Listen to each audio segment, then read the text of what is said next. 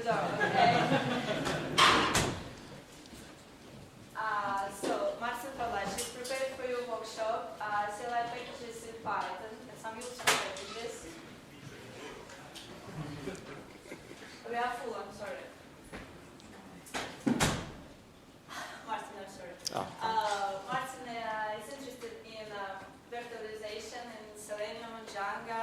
He's playing bass guitar and do climbing. So let's welcome the speaker.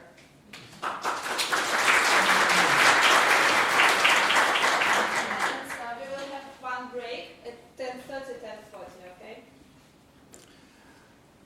Thank you for so warm welcome. My name is Martin Pavlásek, and today I'm like to show you pretty cool stuff what you can do in terminal with help Python if you maybe don't know.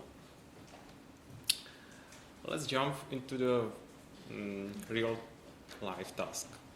Imagine some video on YouTube and you decide to download it. So you have several ways how you can do that. There exist some web services that can do this for you, or you can install an add-on to your browser. But it's still not so cool way how you can do that. Another task. Imagine some JSON like this, and you want to read the structure. Yeah, it's completely fine for scripts, machines, and this stuff, but it's not so comfortable for real humans. So, how can Python can help us in such situations? There exists a package which is called PyTube that you can use in your scripts. Or if I would go back to the JSON example, there exists a module which is called json.tool, which actually works as a stream filter, and whatever puts in, it formats and prints it pretty nicely.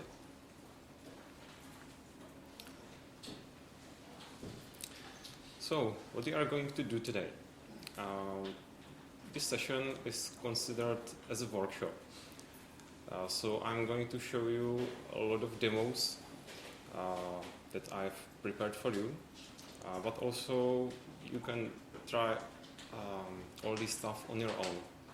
I will show you that it's in the next slide.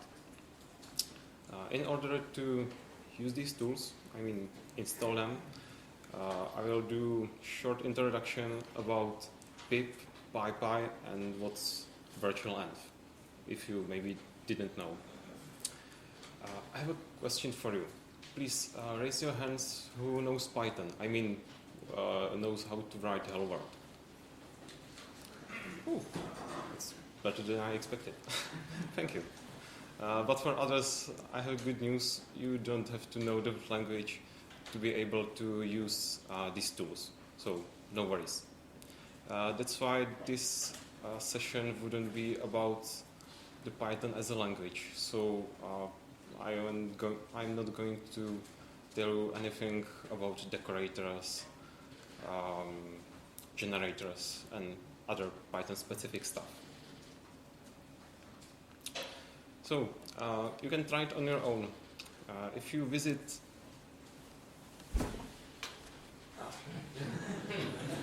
this GitHub location, you will find that all materials for this session.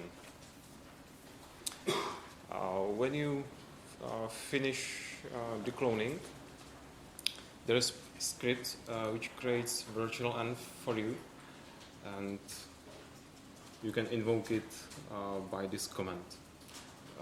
In case you will have some problems with that, there are several, or at least a few, USB stick drives that you can use if you will have some problems. Did somebody need USB stick with those files?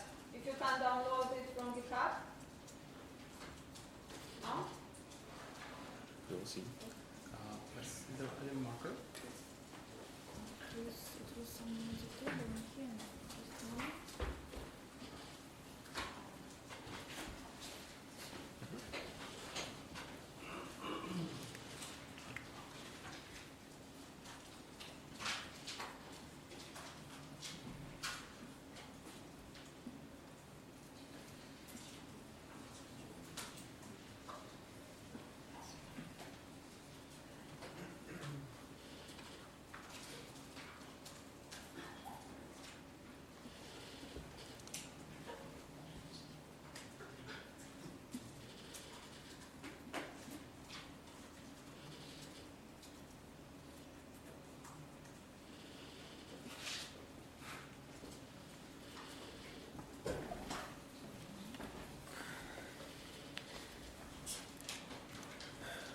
So, what's the pip or PyPi? PyPi is actually just a repository of Python libraries that you can use with this language on the internet. And the pip is command line tool that actually just download the package from the PyPi and install it in your system. There are several ways how you can do that. You can run it as a root, so the package will land into the heart of your system, or you can use -- user, which will install everything to your home directory. Or I do recommend you the most is the virtual env. This tool is not part of standard Python installation. It has to be downloaded or installed into your system package manager. If you are using Fedora, CentOS, or RHEL, just type dnf install python virtual env. To enter the virtual env, just source file, which is in bin folder, and activate. So it seems that we are ready to play something. So welcome to my sandbox. I have prepared demos of several categories. The first of them would be about manipulation with files.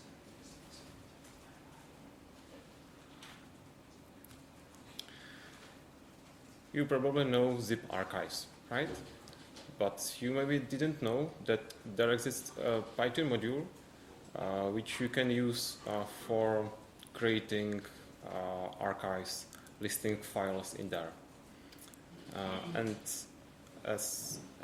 also which, because it's just Python library, you can use the same functions in your scripts. So let's just shortly take a look on it.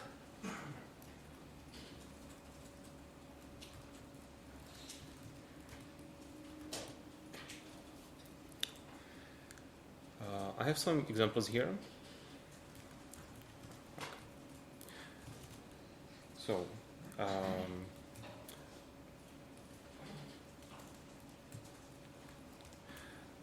some modules can be invoked by Python-m, which will, let's say, execute the module itself, as it works in this example. So, Python-m zip file, and I don't remember all parameters. So let's list it.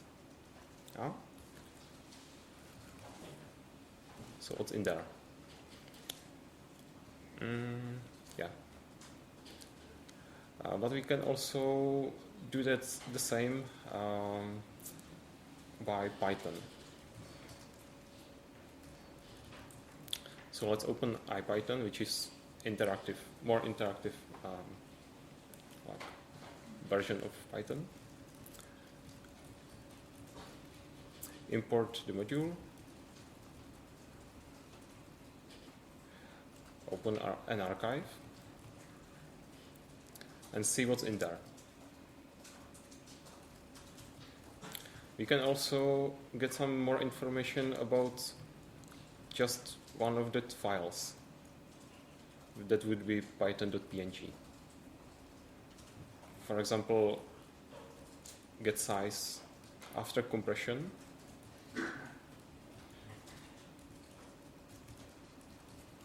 Or before.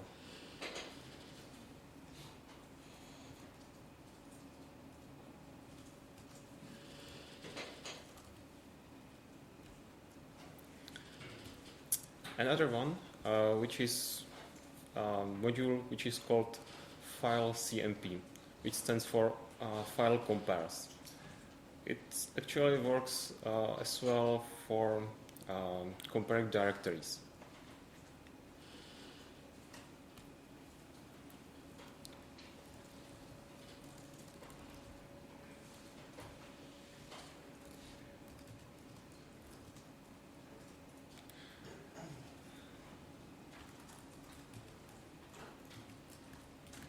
So let's try that.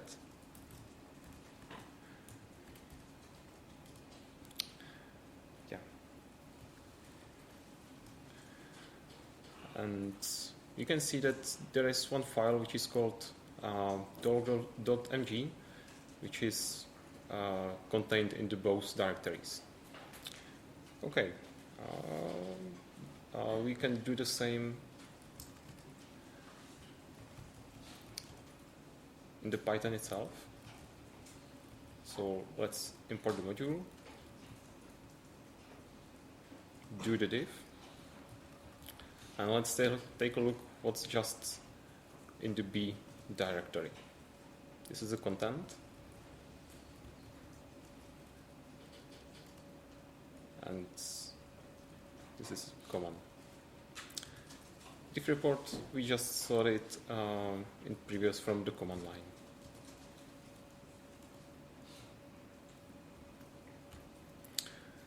Let's take a look for some text and image filters or tools.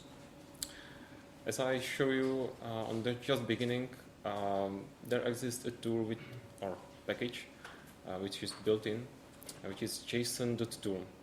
You can use it as a filter. I mean, it works for standard input and standard output, but also you can pass files that should work. I have another question.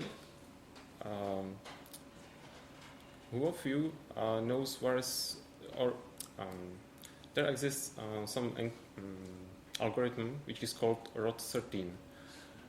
Do you have any idea where this can be used, or some application or some place where you notice this?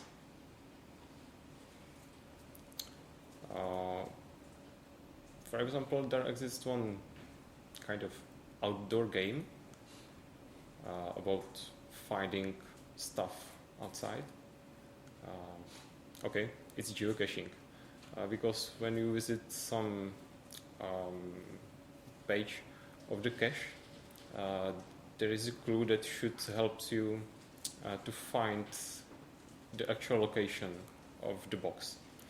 And this clue is encoded into this algorithm. What's nice, it's symmetric.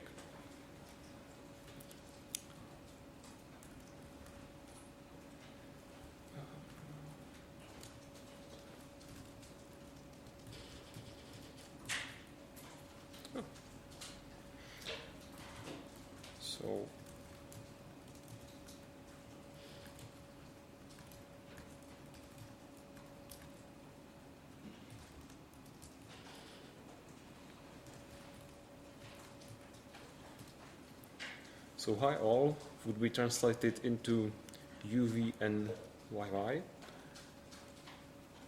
but we can use it twice and we will get the same input. Markdown.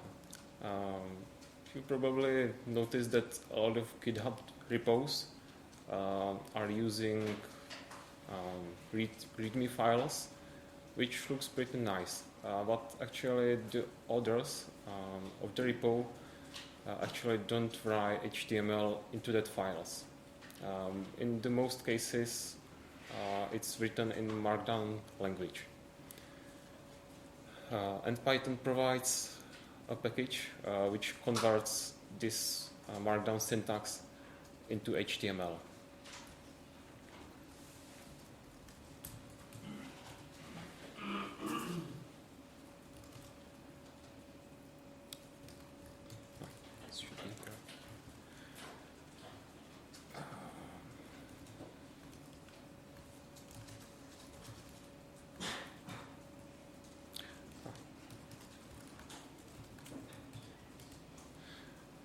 So the input, for example, can look like this. There are headlines, lists, and we can turn it into the HTML, which will look like this.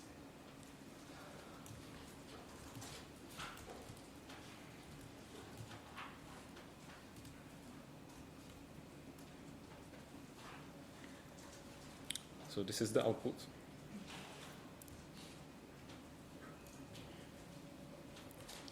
But also there exists a package which you can use for inversion conversation that tries to parse HTML file and put it into the Markdown back.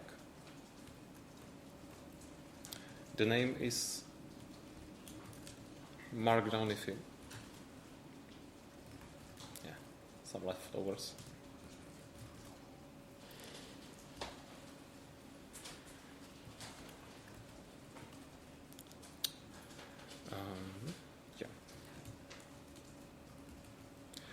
And actually, this package doesn't provide command line API, so it's necessary to use the Python. In this example, I just open the output, which is example.html, read all lines, and by Markdown if call, just turn it into the Markdown back. So this is the input.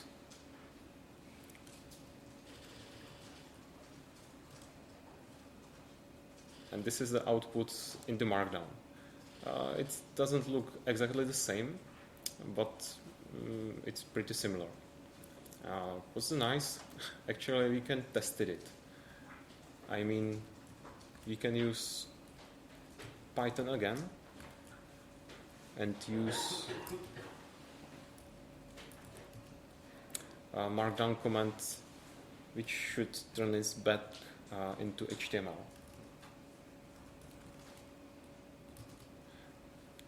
So let's see the differences.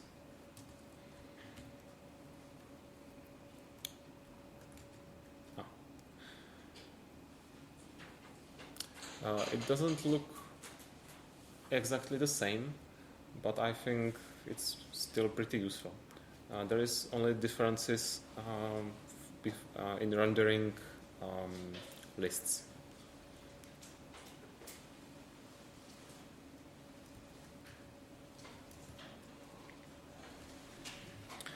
One-liner. This is my favorite. You probably know a command which is called NL, number lines, but it's not so flexible as sometimes you need. One-liner module allows you to put any expression that you want to apply to each line of the input.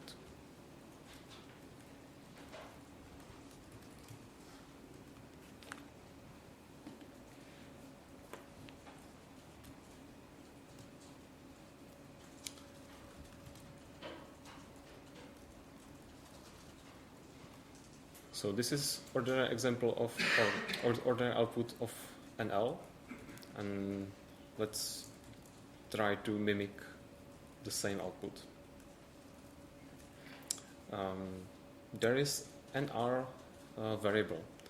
It stands for the number of the line, and the underscore, which is actually the line of the input. Let's take a look on other example. Because it's also sometimes you need or you want to print the file name of the input. That's why there exists fn variable which contains this name.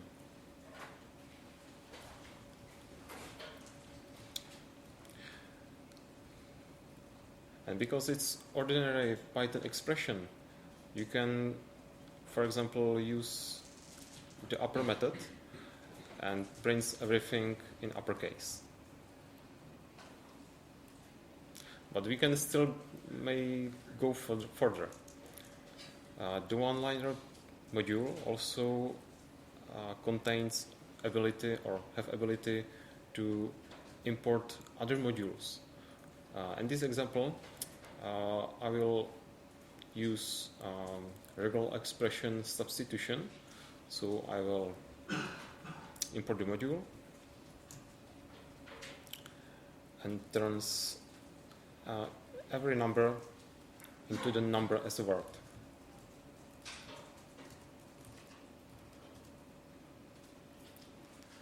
So now you can see that port number and all constants are substituted.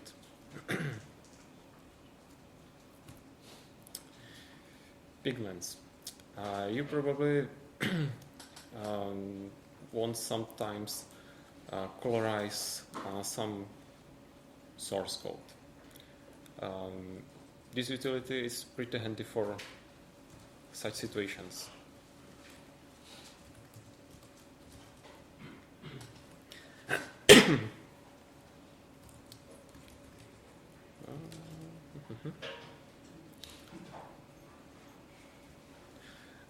It's pretty clever tool because it will adjust the output to the formatting.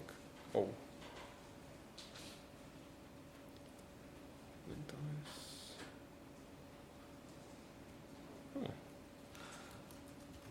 What can went wrong?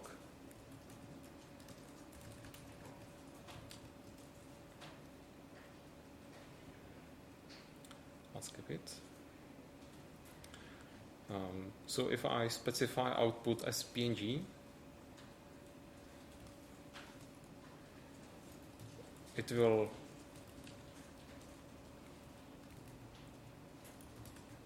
create the picture.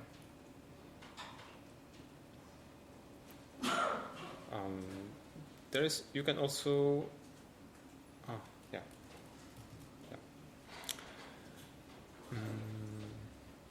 the output can be also order HTML page.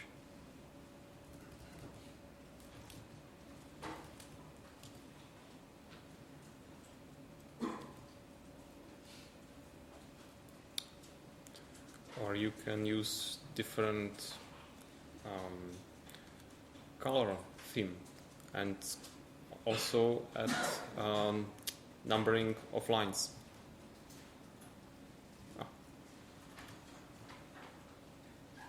Which looks like this. But there is also an option that you can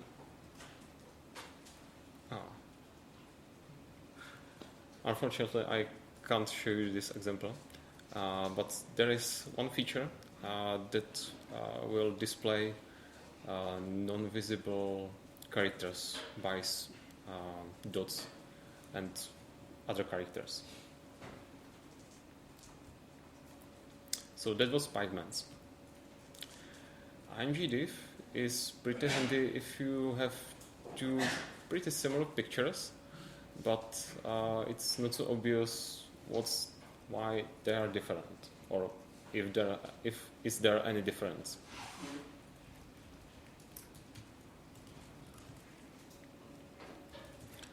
So if I show you the first,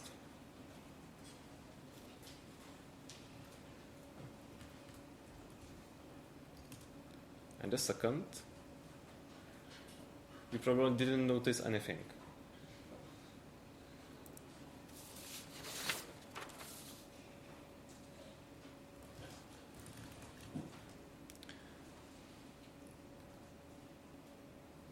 But if I use imgdiff, it displays pretty nicely where are differences. Also, you can specify background color, so it can looks a little bit better. Yeah. Also, you can use file as output.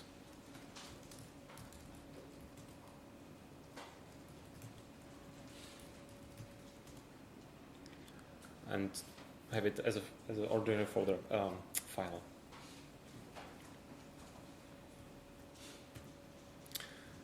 Let's take a look for something interesting for the Python as a language. You probably know PDB, Python debugger, which is integrated in, which is built in. But you maybe didn't know that there exists a pretty nice command line or text-based debugger, which is called PyUDB.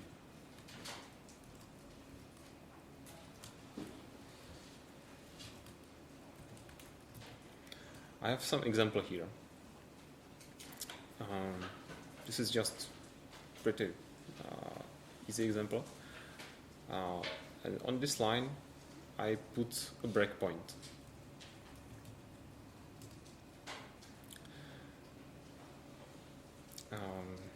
You can use cursor arrows or Vim movements to look around. If you press N, it will do one step, or one, yeah.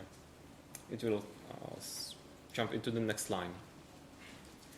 If I'd like to go inside, press S like a step, and you can go forward further. On the right side, there is variable list. And what's pretty nice, you can also see the structure of each variable. Okay, so go next. Something is wrong because exception was raised. So let's hit E. And it seems that I passed something wrong into this method. I don't want to continue because I need to edit the code. So I will press Q as a quit, which immediately exits the debugger. So let's fix it.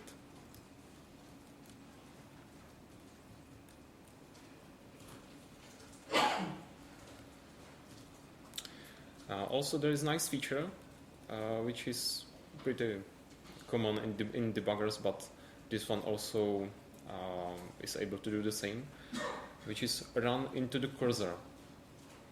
So move your cursor whenever you want, press T, and the execution would be stopped at this place.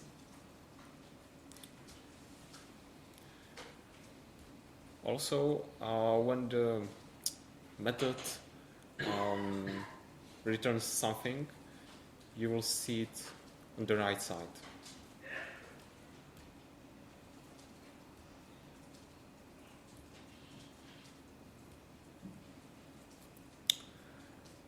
This exception is generated on stdout just about the Python debugger. If I remove the breakpoint, it wouldn't be there. So that was another debugger that you can use. Notebook is pretty pretty nice tool. Actually, this web server.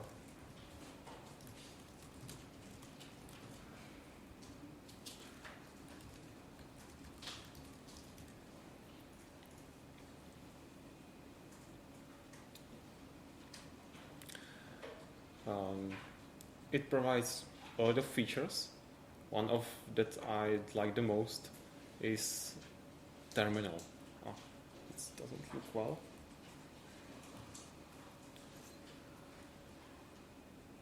Yeah.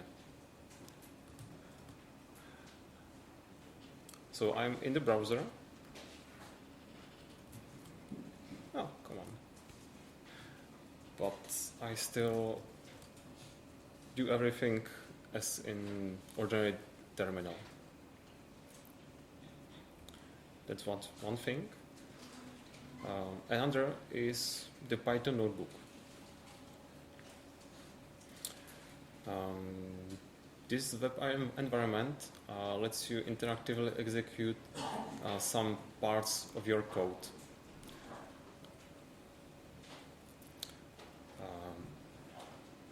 And also you can run off these cells at once.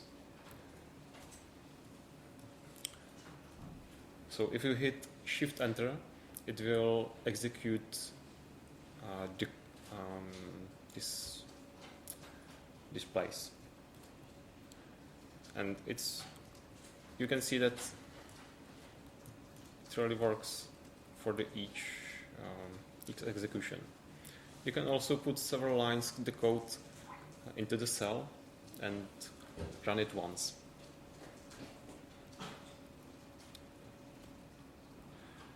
But you can also, it also contains auto-completion, which is pretty neat.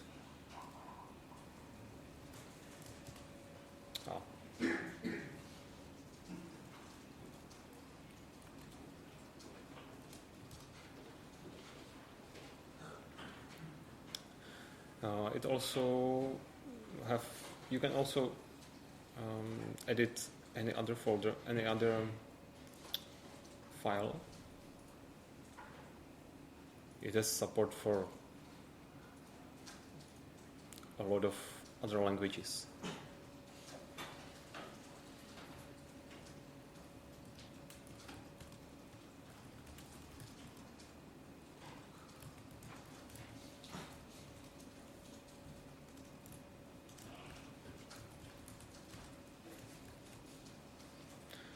And such things. So that was Python notebook. And what if you need to create some data, for example, for testing purposes? In the case of CSV, you can use a random data module, which provides data gen functionality. According to spec file, it will generate defined amount of lines of this file.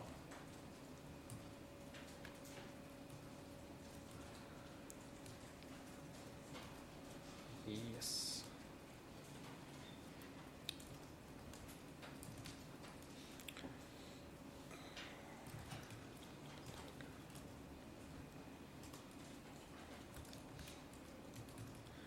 The spec file looks like this. You can, for the integer columns, you can use ranges, minimum on maximum. You can also specify a date. Also the delta between generated items, and it's also possible to pass your own formatting string here. Or for some other cases, you can use one of these choices, which would be randomly picked up. What's pretty nice, you can also pass a regular expression, and this tool will use it for creating some random names. So let's take a look at it.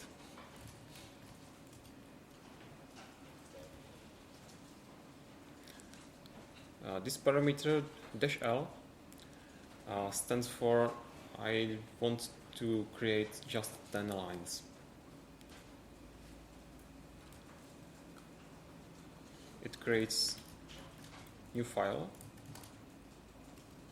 and this is the output.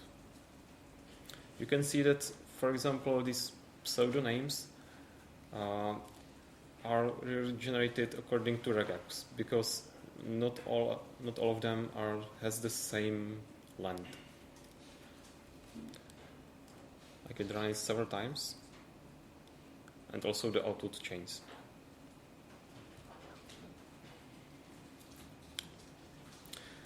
Or you can fake others. I mean, create some random names, but this is much more clever tool, because Fake Factory also considers your national environment, which can be sometimes pretty handy.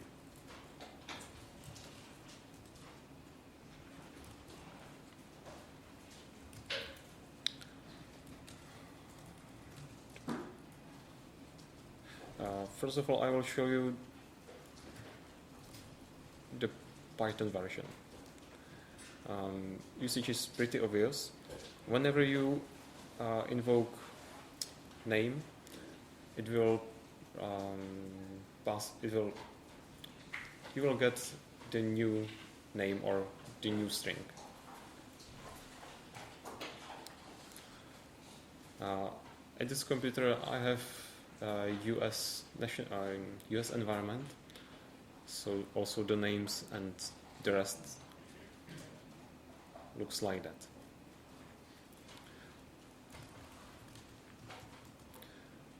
But what if I want to generate 3 Czech addresses?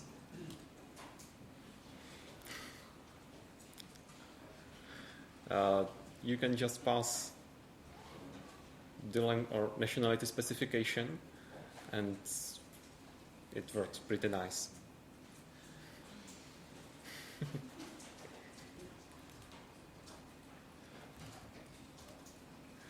And what if I'd like to generate 10 Czech names?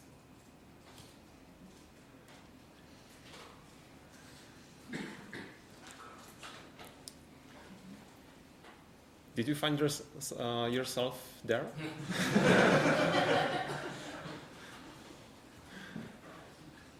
Because yesterday it generates a name of one friend. I mean his name and surname as well.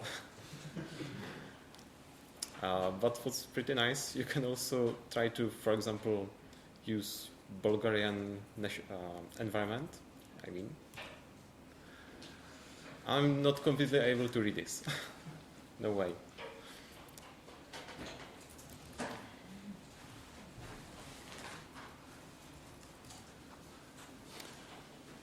You can see which nationalities you can use. So it's really nice.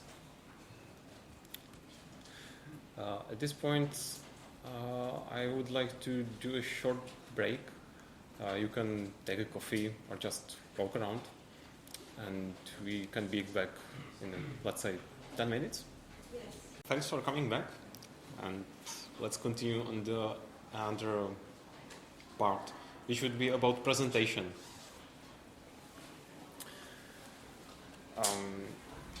You can use OpenOffice Impress or another tool, but also there exists a package which will let you create presentation as interactive HTML page. The name is Python PyDown. Be aware, there also exists package which is just called PyDown, but it do different stuff. So don't do the mistake as I did. Straight. So let's take a look how it works.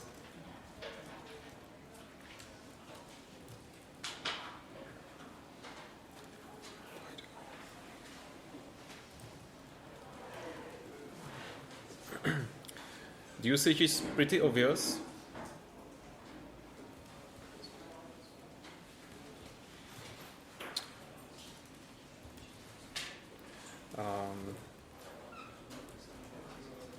This is example how the slides can look like. It's ordinary Markdown syntax, but there is exclamation mark slide, which is divider about content of each slide.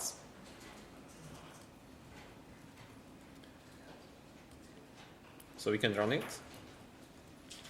and it will generate HTML folder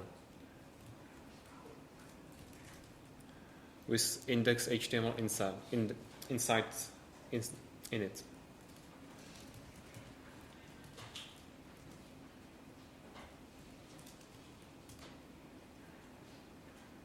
Yeah, and this is the output. You can use your arrow keys to navigate between the slides. It also supports pretty nice code highlighting in different languages.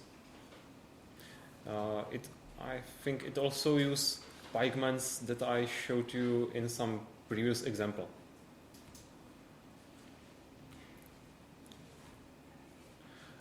It also contains some pretty nice animations if you want. Yeah, and that's it.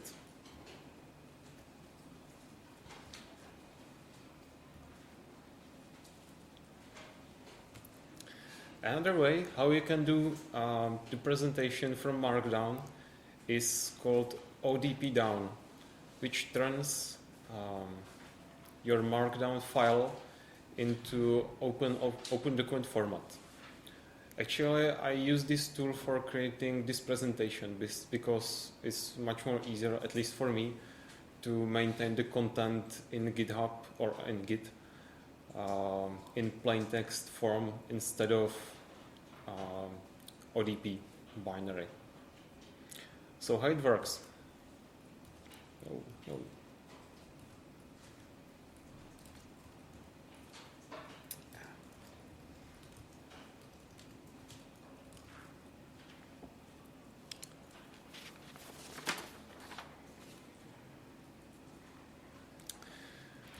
Let's have some slides, such like this. For this tool, there is no slide divider as I show you in previous example, but it splits slides according to headlines. So this is, let's say it's chapter. And in the second level, headline would be content.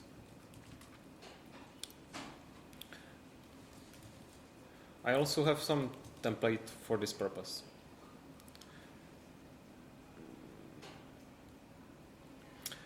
Let's have some first slide, second,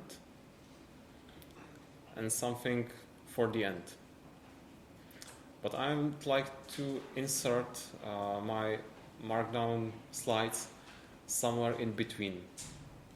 So how it can be done? ODP down understands several parameters. The most important are content master. The template contains several master pages which would be used for first headlines and the second level headlines. So the main one, I call it chapter because it's named in the template, inside the template, and the content. Actually, I can show it again. View master slides. This will be the content chapter, content slide, and this would be chapter. but I don't want to insert everything to the end of the template. I want to put it in the third position of the whole presentation. So that's why I'm passing -p and the number where these Markdown slides would be inserted.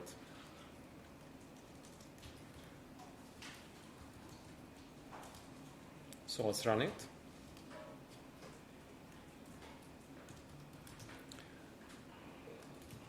And let's take a look how this will it look like. So we have first slide from the template, second slide from the template, and this is a content from the Markdown file. This one as well. And the last one was also contained in the template. So you can combine some handcrafted slides with the others which you can maintain in the Markdown file.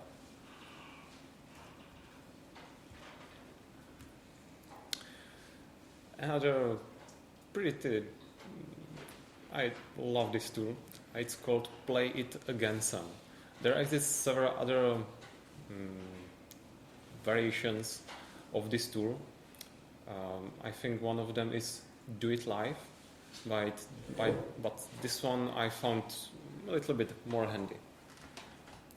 Actually, it does a recording of your terminal session, and you can record it everywhere you want again.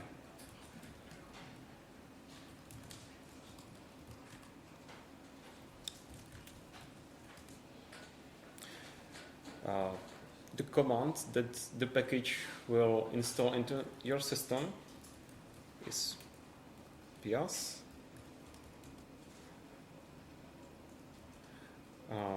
and, for example, record something.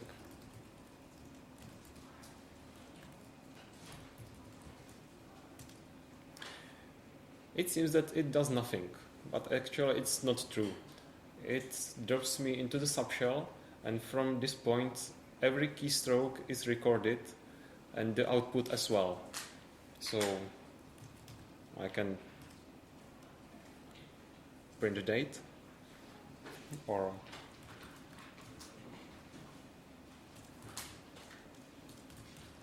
something with a lot of typos. Oh, no. Just hi.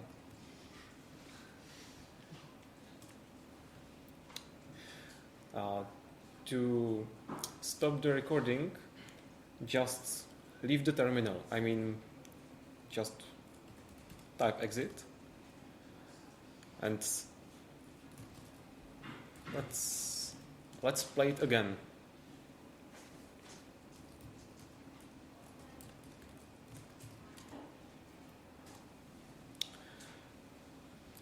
And now the funny thing will happen. I can press any key on my keyboard, for example just spacebar all the time, but actually it will shows you just the recorded characters. So I hit enter, and actually this I screwed it up. Oh. And continue typing. You can see it also record my typos, I mean backspaces. And I'm still clicking on the same button in my keyboard all the time, and just wait for the enter.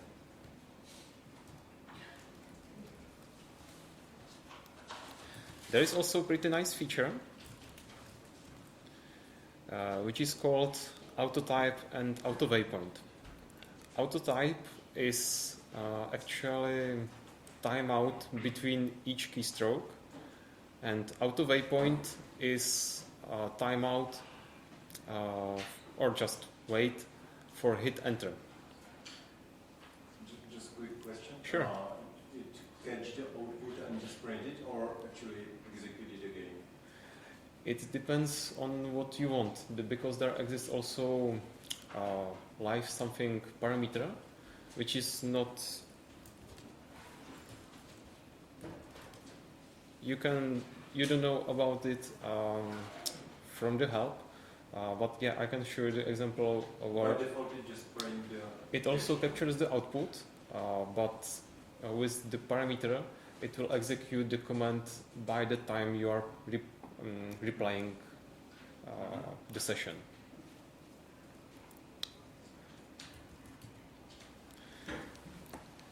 So if I decide to just use 15 milliseconds per each stroke and 700 for each enter.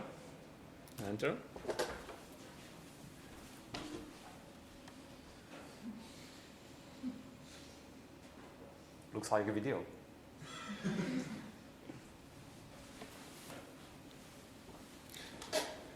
you prepare for your presentation?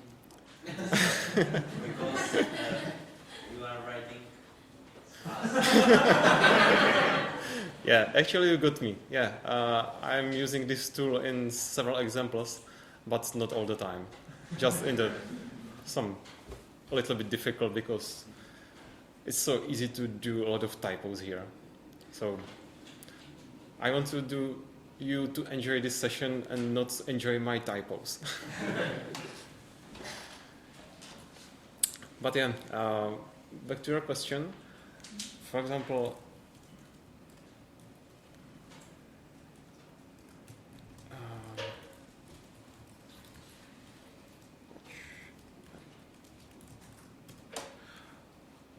let's see the day here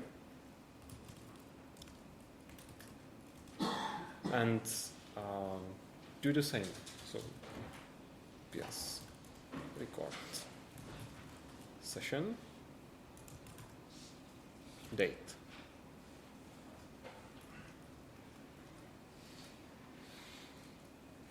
Exit. If I would record it, play.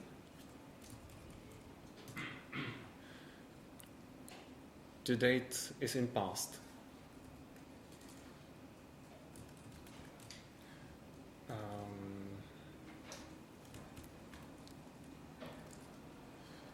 Actually, I don't remember the name of the parameter, but I know that there exists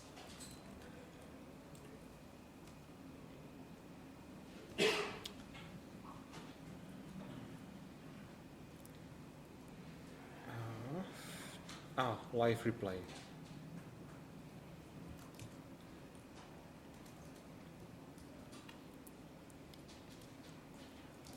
So date. As you can see, the date, the output is the same. So yes, you can use recorded output, and you can also use it for the live output, which it depends on your own.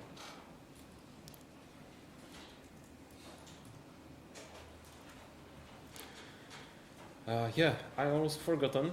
There also exists HTML player for this. It's done by the same author.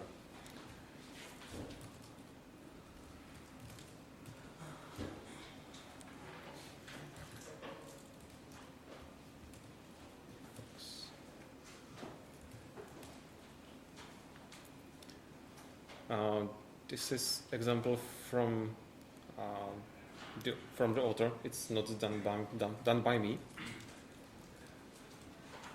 It's still Firefox and works the same.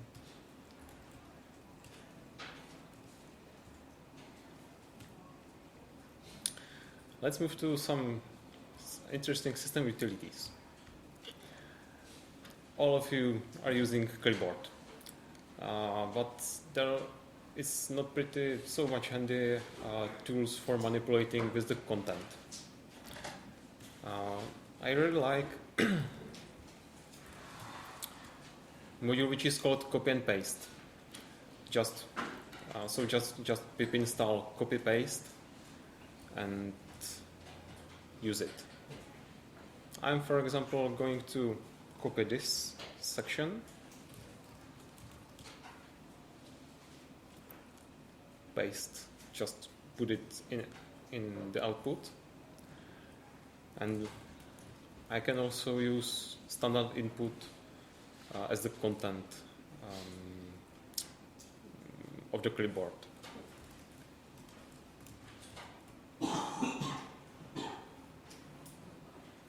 So sometimes it's pretty handy. By iNotify, it can be useful when you design some application which, for example, have to watch some directory if there are some changes. For example, the user changes the config file or some new file will appear that.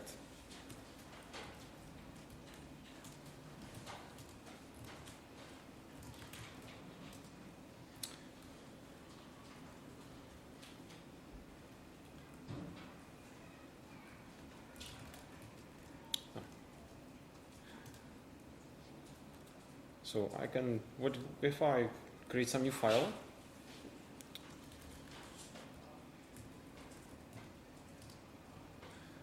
the event would be raised. And in your Python scripts, you can create a handler that will do something on this event.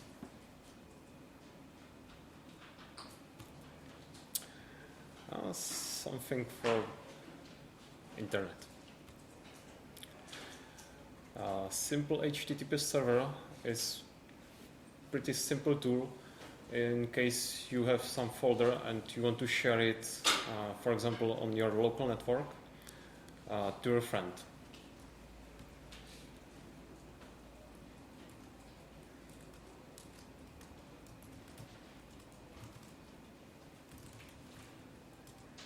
Usage is pretty obvious.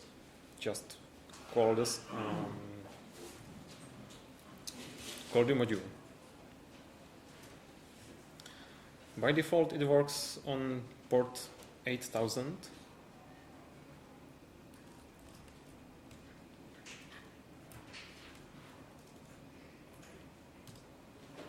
And this is the content.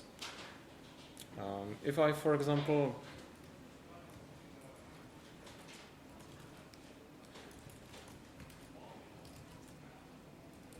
create a new folder, just refresh the page and the content will appear.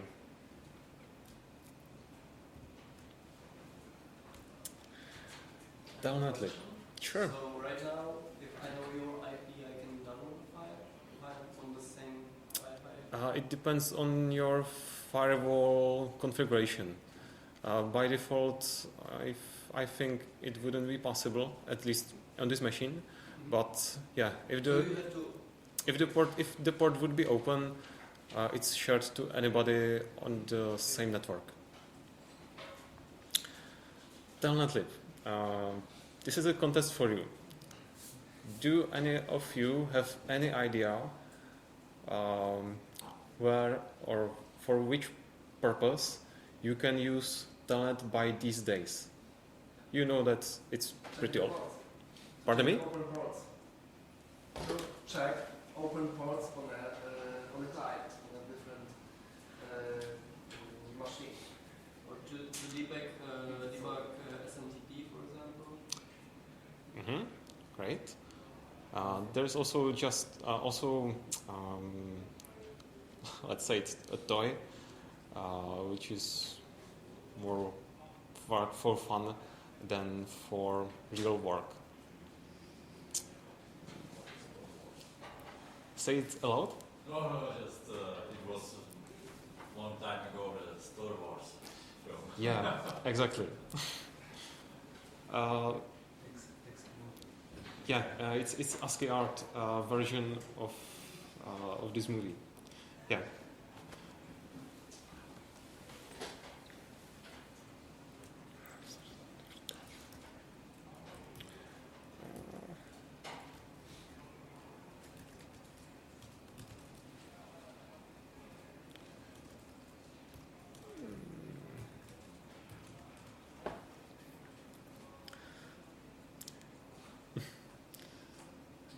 I'm not going to play the whole movie here.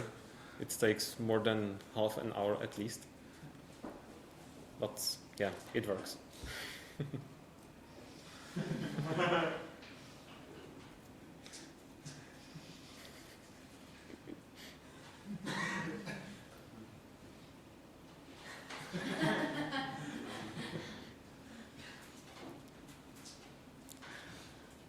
There was a new episode on the cinema by last, I don't know, month or two.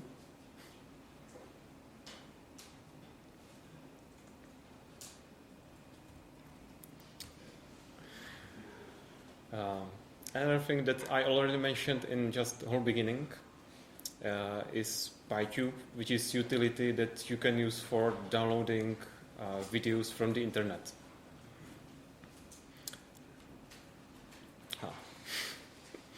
Some action.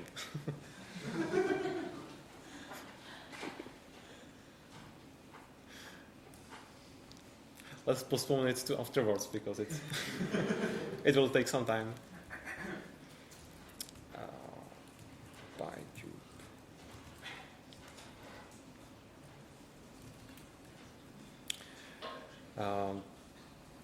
You can use the tool, and with just passing the URL of some video. Hit enter.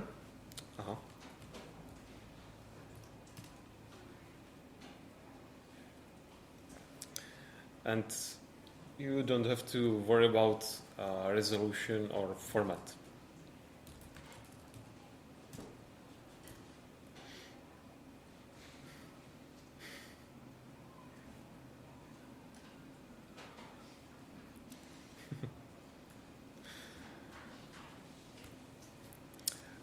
Status server is more like a tool that you can where you can use when you need to debug something. For example, you are looking for some response for 100. I mean HTTP status.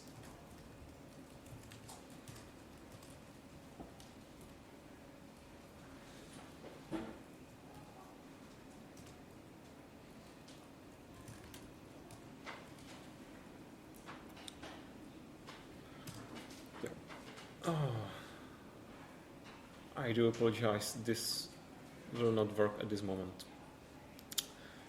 But you can try it on your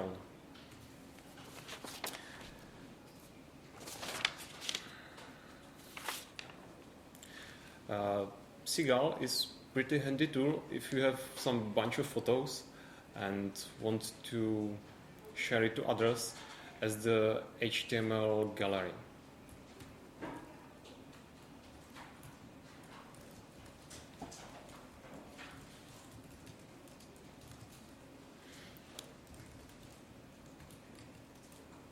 So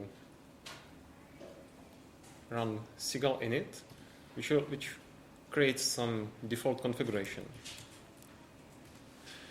The important line is here, source, which is the name of folder for the pictures, I mean the content. Seagull build will create all static HTML files. And also, there is also built-in web server for presentation.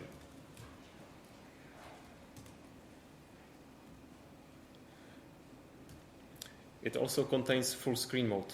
I just press F like a full screen.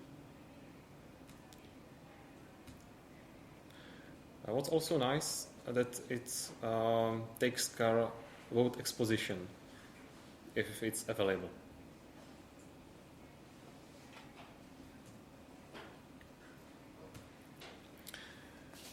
I have a few things for your terminal. PyChalk will let you in your Python scripts create colorful output.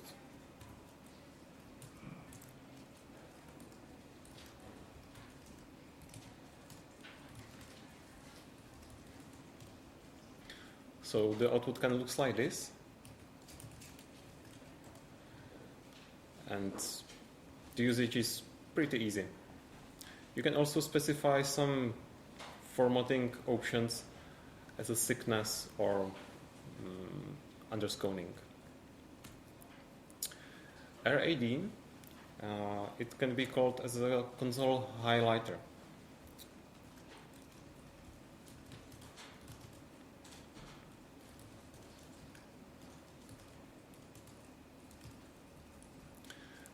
It also contains interactive mode for creating new rules.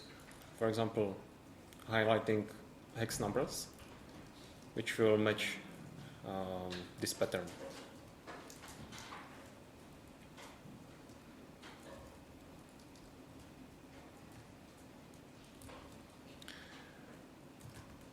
We can list it.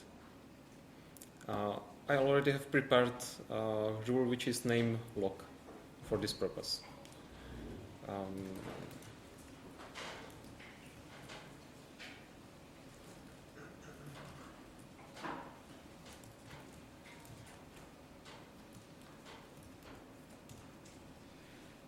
So it works this way. Or you can also use it for highlighting your logs.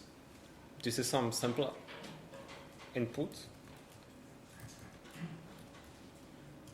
And it also can look like this because of these rules.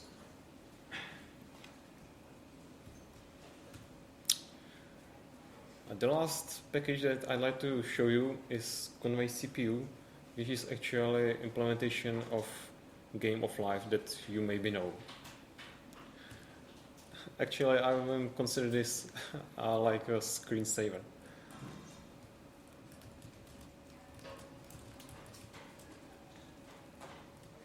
Yeah, I will need another terminal for this.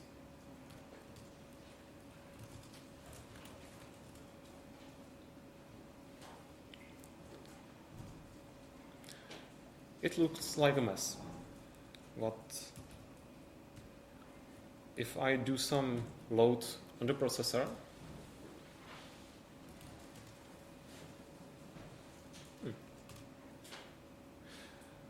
it starts changing a lot. Because according to load, the new seeds will appear there. It's also it can be distinguished by different color. If I kill it, it starts slow down.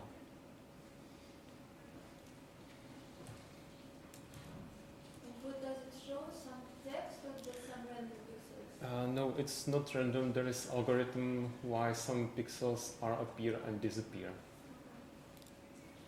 It's not so. It looks like a random chaos, but actually it isn't. During work on this topic, wasn't hurt even killed any zoologist or snake. I promise. So remember, this Python will not bite you. Python can be your friend. Thank you for your attention.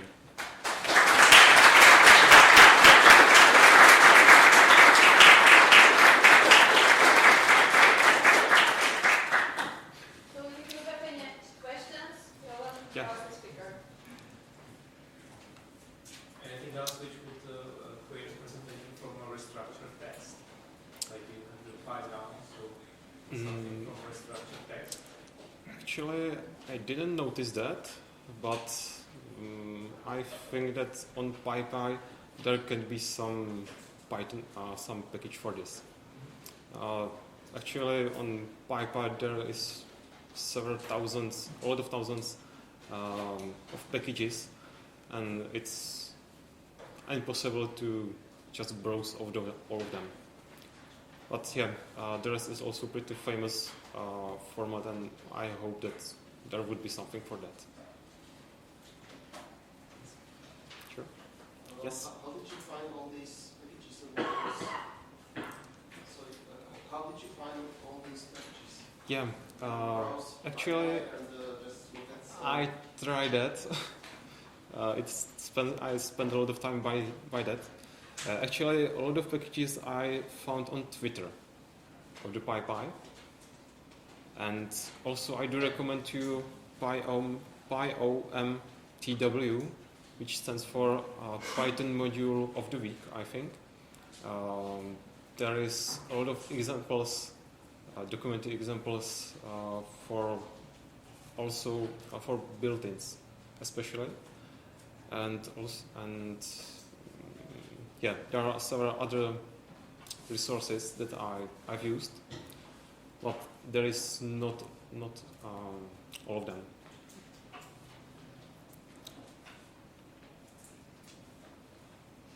So. Do you have any other questions? When you mentioned PyPi, do you also know you can download a command which is able to download also videos from email and other sources? I'm sure that there exist other tools that does the same. I'd like to show just one example in Python that I've noticed. YouTube, DL is not it's not just for YouTube, it's for many other sources like Mhm. Vimeo and Good note. I didn't know that. Thank you.